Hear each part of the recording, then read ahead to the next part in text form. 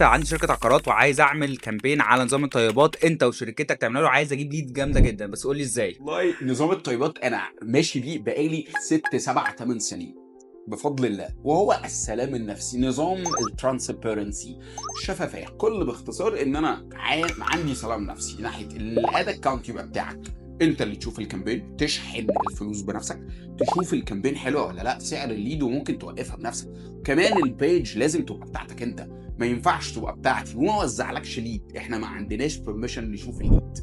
ولكن بفضل الله التيم فضل يكبر لغايه ما وصلنا ان احنا بقينا 55 فرد اقسام مختلفه. اول قسم هيقابلك اول ما تسجل في الفورم اللي عندك اللي هيجي لك على الكومنت، كل الموضوع ان انت بتسجل، بيقابلك سيلز يا بيجي لك يا بتجيله. لغايه دلوقتي ما تقابلناش، بعدها على طول بنقعد استراتيجي ميتنج.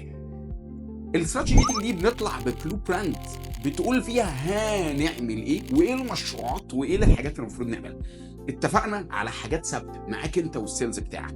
بعدها على طول ينزل بالميديا بلان والماركتنج بلان اللي نتكلم فيه عن المنافس وعن السوق وعن ايه الحاجات الحلوه هنا، الحاجات الوحشه هنا، والبادجت متقسمه ازاي. بعد ما خلاص خدنا كل الموافقات يظهر دور سكريبت رايتر، يكلمك سكريبت رايتر يديك ويكونفيرم معاك الكلام اللي هتقوله في الفيديو.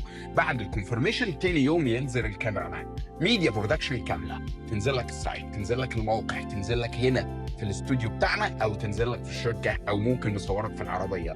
بعد كده بنقوم بعمليه المونتاج ونحط الباي رول والسورس للكامبين وماتيريال للكامبين ونظهر بشكل كويس في الفيديو بتاعنا. كده انا وصلت لاهم مرحله الكونتنت والسكريبت والفيديو.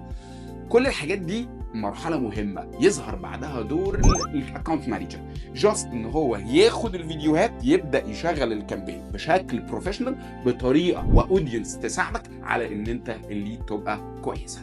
بس كده، وحاجات تانية كتير قوي عن الاي اي وقسم الاي اي وحاجات تفاصيل مش عارف اقولها لك كلها، بس كل اللي اقدر اقوله له لو مهتم اكتب مهتم كومنت وهبعت لك لينك التسجيل تسجل فيه.